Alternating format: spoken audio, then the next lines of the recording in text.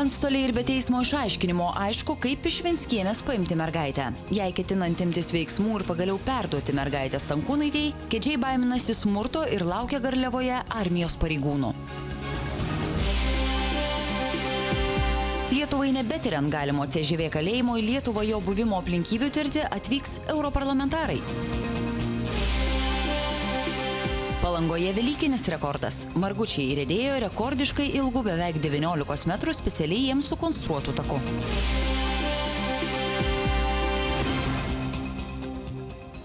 Labas vakaras. Neišaiškinimą, o trumpą teismo atsakymą, kaip reikia paimti mergaitę gavusi antstolė, toliau teistis nežada. Jei ir taip aišku, kaip reikia mergaitę perduoti motinai, ruošiasi tai daryti vėl. Kedžiai antstolės vizito laukia su siaubu. Plačiau Martas Kalendra. Grąžinti mergaitės Laimutei Stankūnaitei niekaip negalinti antstolė teismą prašė išaiškinti, kaip tai padaryti, ir gavo trumpą atsakymą. Vaiką perduoti, jeigu reikia, pašalinant kliūtis, naudoti prievartą. Šio sprendimo antstolė skųsti nežada. Teismas pasakė, kad viskas, kas buvo, yra aišku, ir taip. Man ir tai buvo aišku. Čia vaiko teisė tarnybai buvo neaišku. Čia buvo vaiko teisė tarnybos prašymas, kad kreiptis į teismą dėl sprendimo, dėl tos nutarties vykdymo išaiškinimo. Pasikreipėm. Toliau vykdysim teismo sprendimą, kaip numatyta. Planuojam. Čia jau bus paslaptis. Su policija viskas aišku, tai tikrai viskas yra aišku. O su vaiko teisė, žinokit, jau žiūrėsiu rytoj iš ryto. Kedžiai antstolės vizito laukia su nerimu.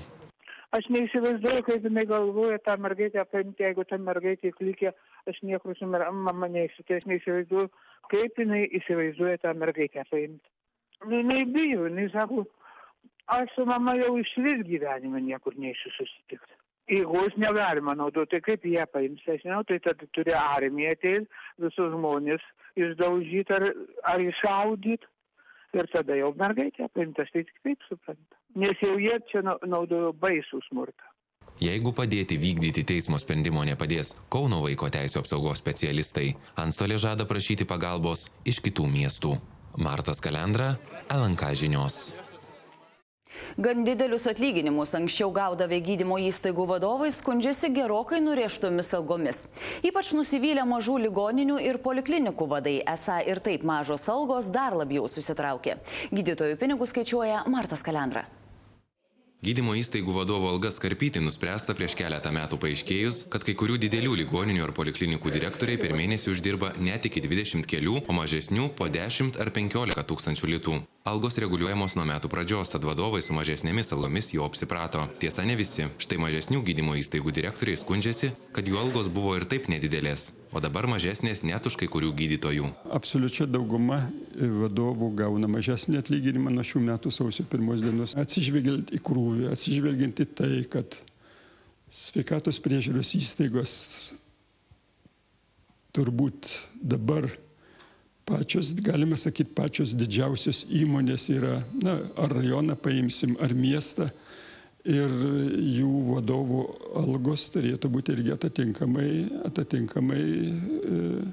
atspindėti tą darbą, kurį jie atlieka. Nors gydymo įstaigų vadovo algos sumažėjo keliasdešimčia procentų, jiems leista mokėti dvigubai didesnius, iki 40% pagrindinės algos priedus. Dabar pradėjome analizuoti galimybę, ar nereikėtų surišti įstaigos vadovo atlyginimo su tos įstaigos darbuotojų vidutiniu atlyginimu, tam, kad jį labiau galbūt suinteresuoti darbe, didinti atlyginimus įstaigų darbuotojams. Pasak Matulo, pirmiausia bus surinkti duomenys, kokios vadovo algos buvo pirmą ketvirtį, taip pat kaip atlyginimai mokami kitose pasaulio šalyse.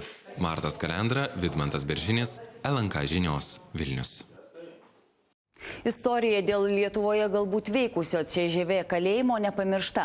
Tyrimą dėl jo žada tęsti europarlamentarai. Piliečių teisių, teisingumo ir vidaus reikalų komiteto nariai į mūsų šalį ketina atvykti mėnesio pabaigoje.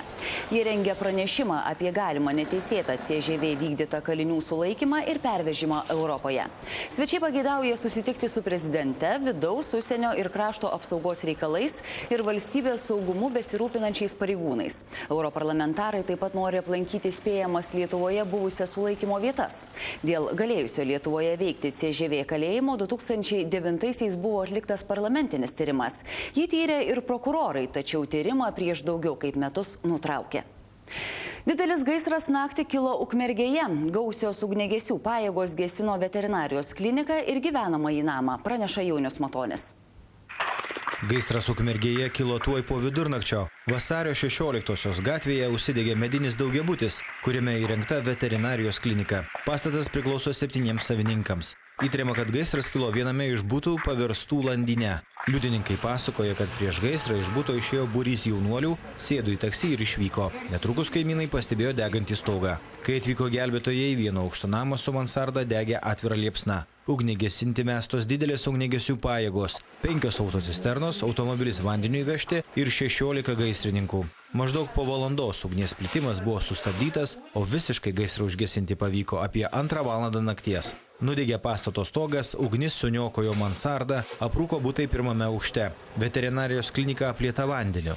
Gaisravietėje ugniagesiai dirbo beveik iki 4 valandos ryto. Gaisro priežastys tyriamos. Jaunius Matonis, Albinas Juknys, LNK žinios. Klaipėdoje sudegusioje pašiūrėje rastas žmogaus kūnas. Prie Smiltelės ir Pietinės gatvių sankryžos degė krūmuose benamio suresta pašiūrė.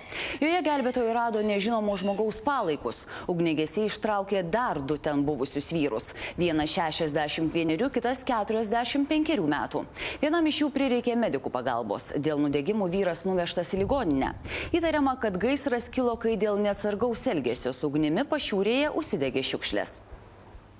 Palangoje prie jūros tilto pasiektas rekordas. Čia margučiai ridenti beveik 19 metrų ilgio taku. Ramunė Banzienė praneša, kad pasiektas rekordas palangiškių nesustabdys. Kurortas jį žada gerinti kasmet artimiausius 20 metų.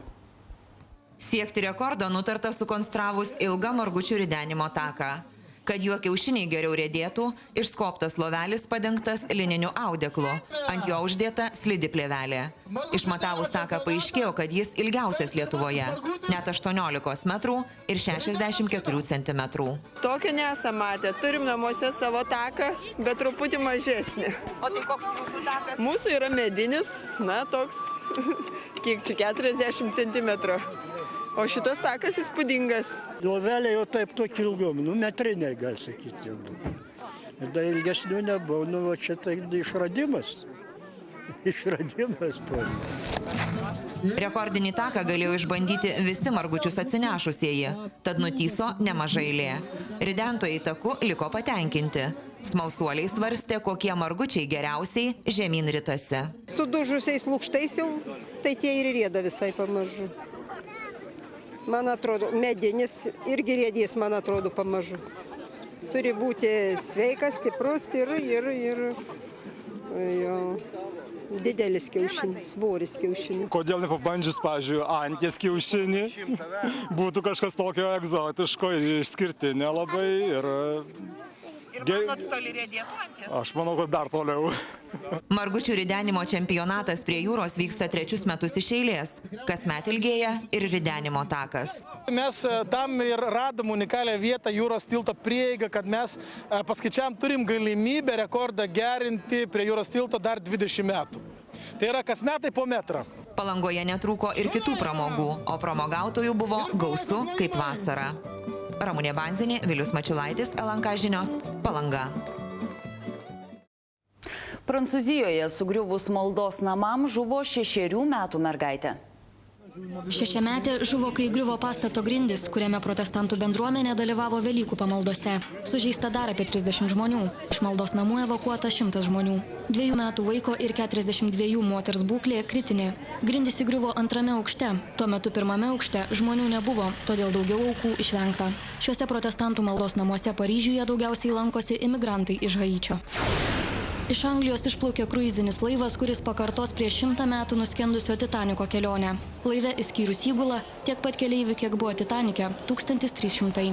Dauguma jų apsirengė 20 amžiaus pradžios drabužiais. Kruiziniu laivu taip pat išplaukė ir Titaniko tragediją išgyvenusiųjų giminaičiai. Kelionės organizatoriai nori kuo tiksliau atkartoti Titaniko laikus. Restorane pateikiamas toks pats meniu, suburtas muzikantų orkestras, koks grojo Titanike iki pat nuskęstant. Bilietai į kruizinį laivą kainavo nuo 12 iki 25 tūkstančių litų.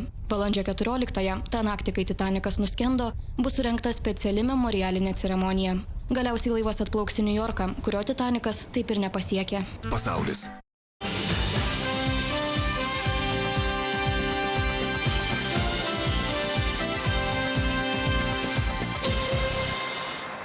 Ispanijos futbolo čempionate Madrido Realas nesugebėjo įveikti Valencijos ir prarado dar 2 svarbius taškus. Jose Mourinho auklėtiniai šį kartą savo aikštėje nesugebėjo įveikti 3 vietoje esančios Valencijos. Mačas baigėsi 0-0. Taigi sostinės klubas prarado dar 2 svarbius taškus kovoje titulo link. Antroje vietoje esanti Barcelona paskutinėme ture 4-1 nugalėjo Saragosą ir nuo Realo atsilieka 4 taškais. Lionelis Mesis prie pergalės prisidėjo 2 įvarčiais. Praėjus beveik 40 mečiams nuo Vokietijos futbolo legendos Gerdo Müllerio rekordo, Barcelonos lyderis Mesis tapo pirmojų futbolininkų Europoje, sugebėjusių per sezoną įmušti bent 60 įvarčių. Šį sezoną argentinietis Ispanijos čempionate pasižymėjo jau 38 kartus. Čempionų lygoje įmušė 14 įvarčių. 3 įvarčius pelnė Super Taurės turnyre. Po 2 Ispanijos karaliaus taurėje ir pasaulio klubų čempionate, bei 1 UEFA Super Taurės varžybose. Taigi Mesis artėja prie legendinio Müllerio pasiekimo, kai jam 1972-73 metų sezone pavyko įmušti net 67 įvarčius. Anglijos futbolo pirmenybėse Manchesterio City klubas pralaimėjo Londone ir dar labiau į priekį paleido Manchester United komandą. City ekipa mačo pabaigoje nesugebėjo apsiginti nuo Arsenalo ir pralaimėjo jam 0-1. O štai lyderis Manchester United nugalėjo Queen's Park Rangers ir dar labiau padidino persvarą prieš persekiotojus. Buvęs Olandijos futbolo rinktinėje žaidėjas Filipas Koku, neprabėgus nei mėnesiui po jo paskirimo Eindhoveno klubo vyriausiųjų trenerių, iškovojo pirmą titulą su komanda. Šalies futbolo taurės finalo mače Eindhovenas 3-0 sutriuškino Almelo Heraklės futbolininkus ir 9 kartą klubo istorijoje iškovojo garbingą apdovanojimą. Deviso taurės komandinio vyrų teniso turnyro pusfinalio mačuose rugsėjo mėnesį žais nugalėtojos titulą ginanti Ispanijos rinktinė ir Jungtinių valstijų ekipa, bei Argentinos ir Čekijos komandos.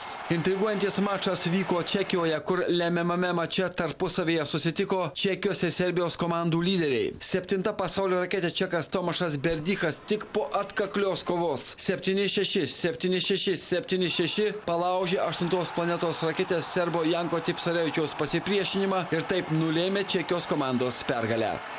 Parduotuvėse. Orai gražės, bus sausa, šiek tiek šilčiau, bet gan vėjuota. Pietų Lietuvoje antradienį be lietaus. Padangė plauks pavieniai balti debesis, šils iki 9 laipsnių.